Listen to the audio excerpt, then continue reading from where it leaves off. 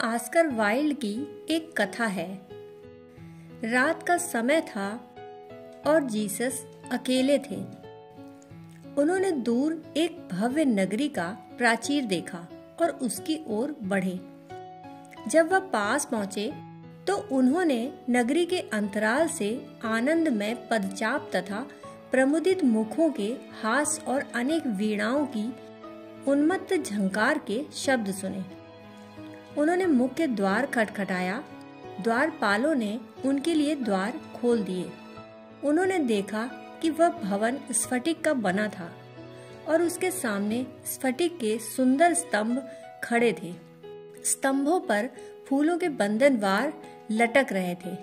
महल के भीतर और बाहर चंदन की मशालें जल रही थीं। उन्होंने भवन में प्रवेश किया।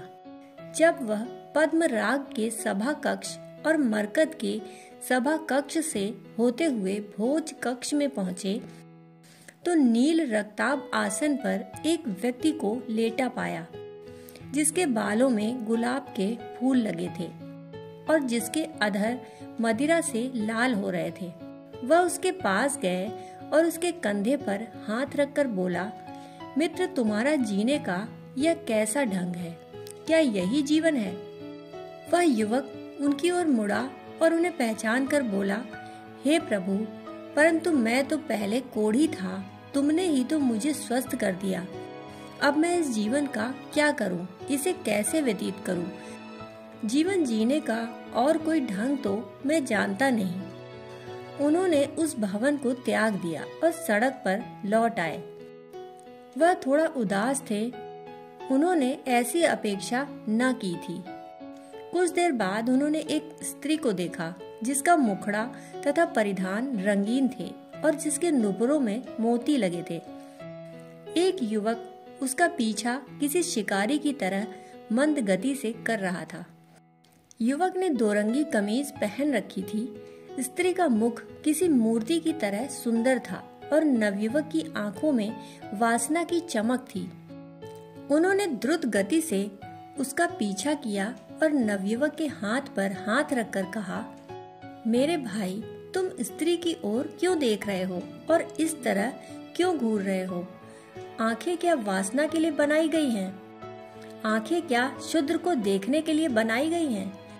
नवयुवक पलटा और उसने उन्हें पहचान कर कहा, हे मेरे मालिक, मैं तो अंधा था। तुमने ही तो मुझे दृष्टि दी। अब मैं किस तरह निहारूं? किसको निहारूं? इन आँखों का क्या करूं? इसके जिम्मेदार तो तुम हो। इसमें मेरा क्या कसूर है? उन्होंने दौड़कर स्त्री का रंगीन आवरण छुआ और कहा, बहन, क्या पाप के अतिरिक्त कोई और मार्ग नहीं? उस औरत ने उसे पहचान लिया। हंसकर बोली, हे प्रभु, तुमने ही तो मेरे पाप क्षमा किए थे और यह मार्ग सुखमय भी है। दूसरे किसी मार्ग का मुझे पता भी नहीं। क्या तुम मुझे भूल गए? मैं वही हूँ जिसे लोग नदी के किनारे पत्थरों से मारने के लिए ले गए थे और तुमने उन लोगों से कहा था, वही पत्थर मारे जिसने जीवन में ना तो पाप किया हो और ना किसी पाप की आकांक्षा की हो।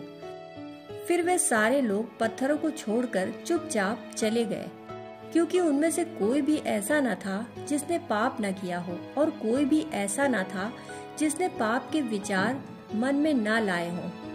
तब हम दोनों अकेले नदी तट पर रह गए थे। सांझ होने लगी थी और सांझ के पहले तारे निकल आए थे।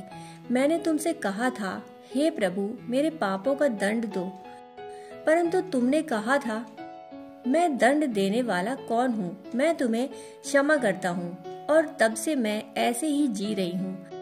पाप को तुमने क्षमा कर दिया और पाप रसमय भी है, सुखमय भी है। जीसस बहुत उदास हो गए। फिर वह नगर छोड़कर बाहर चले आए। जब वह नगर के बाहर आए तो उन्होंने सड़क के किनारे एक नवयुवक को बैठकर रोते देखा।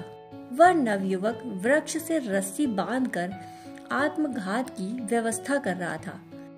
वह उसके पास गए और उसके लंबे बालों को छूकर बोले, मेरे प्रिय, तुम क्यों रोते हो? यह अपनी मृत्यु का आयोजन कैसा? जीवन जैसे बहुमूल्य हीरे को क्या ऐसे फेंका जाता है? नवयुवक ने सिर उठाया उन्हें देखा और पहचान कर बोला, महाप्रभु, मैं तो मर चुका था और तुमने मुझे फिर से जीवन दिया। अब मेरी समझ में नहीं आता कि मैं जीवन का क्या करूं। मैं रोऊं नहीं तो भला और क्या करूं, और रोता कब तक रहूं? रो रो कर जीने से क्या फायदा? इसलिए मैंने मर जाने का निश्चय किया। ऑस्कर वाइल्ड की यह कथा सच हो या ना हो, फिर भी ऑस्कर वाइल्ड की अंतर्दृष्टि पैनी है। बात तो उन्होंने गहरी पकड़ी। उन्होंने जीसस के पूरे जीवन पर एक प्रश्न चिन्ह लगा दिया। लोगों को आंखें देना काफी नहीं है, उन्हें देखने का ढंग भी तो देना चाहिए।